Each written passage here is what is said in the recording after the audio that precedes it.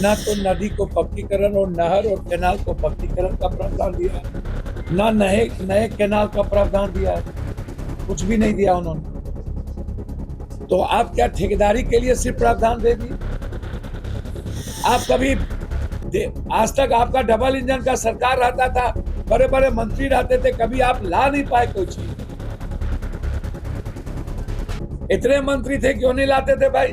प्रवासी मजदूर बाहर जाते हैं, गल्फ जाते हैं, अरब जाते हैं, दुबई जाते हैं, यहां से शुरू करो। बच्चे पढ़ने बाहर जाते हैं। आपने कभी कहा कि 28 कंट्री, जापान, हमारे बोध गया से आप यहां से शुरू कनेक्टिविटी को बढ़ाओ? आ तो रहे हैं आज हमारे सबसे मजबूत कदावर नेता, एनडीए के, उससे कदावर नेता तो है नहीं। आज वो लकीर लिख के जाएंगे कि कितना बड़ा नफरत पैदा करके हम लोग को चुनाव लड़ना। तो भैया, नफरत से अच्छा है विशेष राज दे दीजिए। ऊपर से नीचे तक सभी लोगों ने 10% रुपया लेकर के टेंडर। मैं सरकार से मांग करता हूं, जो भी टेंडर शेड्यूल में और एबव में हुआ है, उस टेंडर को कैंसिल करिए, नहीं तो हम हाईकोर्ट जाएंगे।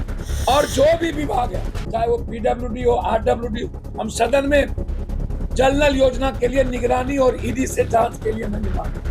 हमने स्पष्ट कहा कि चैलेंज करता हूं, आप 20% भी हमको जल नल दिखा दीजिए, हम राजनीति से संन्यास लेंगे। लगातार हमने सारे टेंडर की जांच की मांग, और इस टेंडर को कैंसिल करने के लिए हमें हाई कोर्ट, क्या सुप्रीम कोर्ट तक जाना पड़ेगा। इसीलिए चीफ इंजीनियर दास, अंत में मेरा यही है, ये दास छोटी मछली है। और दिल्ली से लेके पटना तक कौन कौन नेता इसमें इन्वॉल्व है, हम हाई कोर्ट जा रहे हैं। आज मैं जा रहा हूं, ईडी, प्रवर्तन निदेशालय, सबको मेल चला गया है, पीएम से लेके सबको चिट्ठी। बिहार को लूट का अड्डा बना दिया गया, भ्रष्टाचार की गंगोत्री बना दी गई। जब से नीतीश कुमार जी का उम्र और अस्वस्थता उन पर हावी हुआ, लूट ही लूट, लूट ही लूट, लूट ही। नमस्कार, आप लाइव स्टडीज देख रहे हैं, आपके साथ मैं हूं वसीम खान। देखिए, बिहार की सियासत में एक हलचल शुरू। पप्पू यादव, पूर्णिया सांसद पप्पू यादव ने बड़ा बयान दे दिया है। अभी अभी पप्पू यादव का बड़ा बयान निकलकर सामने आया है। देखिए, मुख्यमंत्री नीतीश कुमार को लेकर, वही देखिए 5 से 10% कमीशन की बात भी। और पप्पू यादव के हाथों में कौन सा पेपर है? सबसे पहले आप पप्पू यादव को सुनिए। 3000 करोड़ मेरे पास, आप देखेंगे तो एक बार नहीं, दसों बार इस कोसी मैची के मुद्दों को लेकर के मैंने सदन में, ये पैसा कब मिलेगा, ये सदन में उठाया हुआ मेरा मामला है, मुद्दा है। मैं हर कीमत पर महानंदा बेसिन बांध को लेकर के मैंने कहा है कि अविलंब आप रोकिए किसी भी कीमत, अन्यथा 10 लाख किसान परिवार बर्बाद हो जाएगा। लेकिन कोसी मैचिंग 3000 करोड़ जो आया है कि हम कैबिनेट में इतनी लड़ाई के बाद दिए हैं, उसमें ना तो नदी से बालू निकालने का प्रावधान दिया है, ना तो नदी को पक्कीकरण और नहर और कैनाल को पक्कीकरण का प्रावधान दिया है, ना नए नए कैनाल का प्रावधान दिया है, कुछ भी नहीं दिया उन्होंने। तो आप क्या ठेकेदारी के लिए सिर्फ प्रावधान दे दिए? आप जरा हमको बताएं। और उसके बाद हमारे मंत्री जी लोग, जो सीनियर मंत्री हैं, वो बयान देना शुरू कर दिए। अरे, आप कभी लोकसभा का मुंह नहीं देखे, आपको अता पता कुछ है नहीं। आप भर जिंदगी घर में बैठ करके चुनाव जीत जाते हैं। आप लोगों ने मिल करके पूरा कोसी नदी और फरक्का और हाई डैम बांध नहीं बनने दिया। आप कभी आज तक आपका डबल इंजन का सरकार रहता था, बड़े बड़े मंत्री रहते थे, कभी आप ला नहीं पाए कोई चीज। इतने मंत्री थे, क्यों नहीं लाते थे भाई?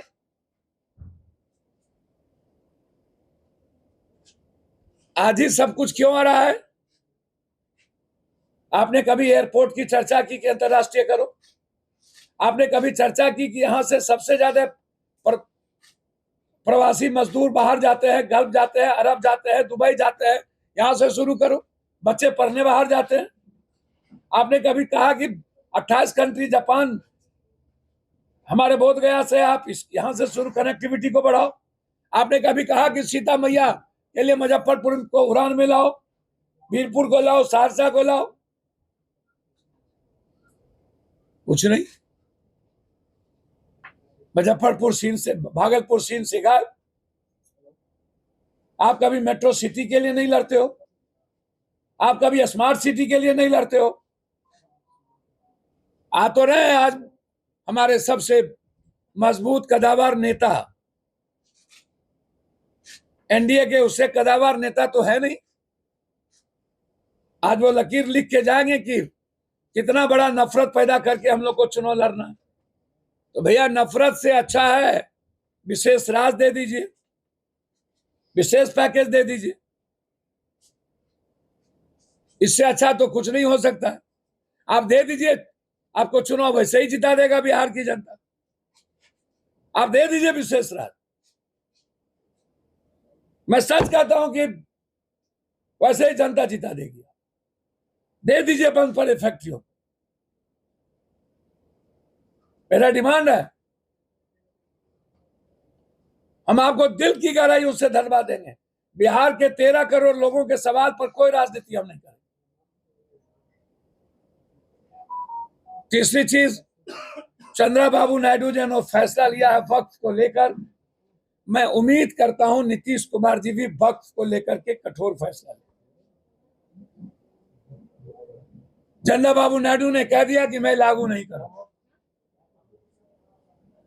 सैल्यूट है चंद्रबाबू नायडू कि संविधान की रक्षा के लिए वो खड़े हुए, वो लोह पुरुष है। मैं नीतीश कुमार जी से आग्रह करूंगा, वक्फ के सवाल पर और संविधान की रक्षा के सवाल पर आप मजबूत निर्णय। मैं ईडी से लेकर, सीबीआई से लेकर, प्रवर्तन निदेशालय से लेकर सबको चिट्ठी लिख चुका। ये चिट्ठी है chief engineer, engineering in chief, सभी विभाग के, चाहे वो बिल्डिंग हो। मेरा सवाल है, आज मैं जा रहा हूं चीफ सेक्रेटरी साहब से मिलने, कि क्या कारण है कि दुनिया में बिलों में टेंडर होता है, बिहार के लगभग टेंडर एवब में क्यों हो, वो भी 2.5 एंड 2.6। जितने भी बिहार में सरकार भवन का टेंडर हुआ, executive engineer, engineer, AC, chief engineer और इंजीनियरिंग इन चीफ, ऊपर से नीचे तक सभी लोगों ने 10% रुपया लेकर के टेंडर किया। मैं सरकार से मांग करता हूं, जो भी टेंडर शेड्यूल में और एबव में हुआ है, उस टेंडर को कैंसिल करिए, नहीं तो हम हाई कोर्ट जाएंगे। और जो भी विभाग है, चाहे वो पीडब्ल्यूडी हो, आरडब्ल्यूडी हो, हम सदन में जल नल योजना के लिए निगरानी और ईडी से जांच के लिए मैंने मांग की। हमने स्पष्ट कहा कि चैलेंज करता हूं, आप 20% भी हमको जल नल दिखा दीजिए, हम राजनीति से संन्यास लेते। अभी आरडब्ल्यूडी में क्या हुआ, बड़ा बड़ा ग्रुप बना दिया गया, 100 करोड़, 150 करोड़, 40 करोड़, ताकि बिहार के मिडिल क्लास के बच्चे जो ठेकेदारी करते वो ना ले पाए और ऊपर 5% दे करके फिनिश्ड हो जाए। पूर्णिया में भी 9 ग्रुप का टेंडर हुआ 3 दिन पहले। वहां के एस्कोटिव इंजीनियर और सब लगाकर शेड्यूल में मात्र 5 माफिया और नेताओं से मिली भगत करके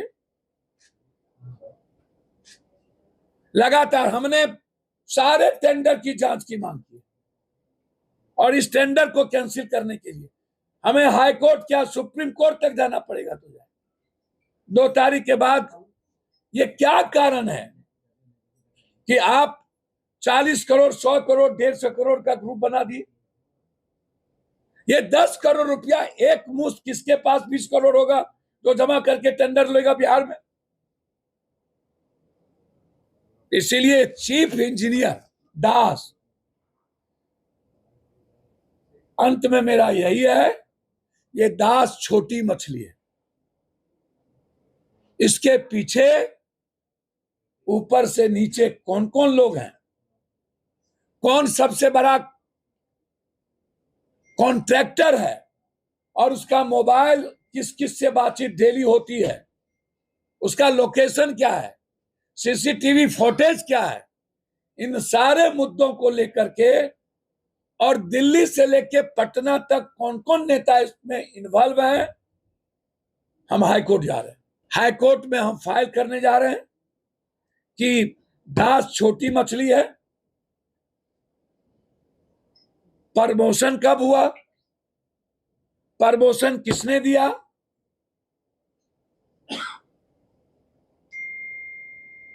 किनके किनके फोन हैं, इनका पूरा फोन सीज किया जाए, पूरा फोन निकाला जाए और कौन कौन टेंडर पे। आज मैं जा रहा हूं, ईडी प्रबंधन इंशाल्लाह सबको मेल चला गया है, पीएम से लेकर सबको चिट्ठी जा। बिहार को लूट का अड्डा बना दिया गया, भ्रष्टाचार की गंगोत्री बना दी गई। जब से नीतीश कुमार जी का उम्र और अस्वस्थता उन पर हावी हुआ, लूट ही लूट, लूट ही लूट, लूट ही लूट। तो आपने सुना पप्पू यादव को। देखिए, पप्पू यादव भ्रष्टाचार को लेकर खूब गरज रहे हैं, कहते नजर आ रहे हैं कि जब से मुख्यमंत्री नीतीश कुमार की उम्र और स्वास्थ्य उन पर हावी हुई है, कहीं ना कहीं बिहार में भ्रष्टाचार बढ़ गया है, लूट खसोट हो रहा है और 5 से 10% कमीशन की भी बात पप्पू यादव ने कर दी है। कह रहे बड़ी लड़ाई है, इसे लड़ूंगा और जीतूंगा।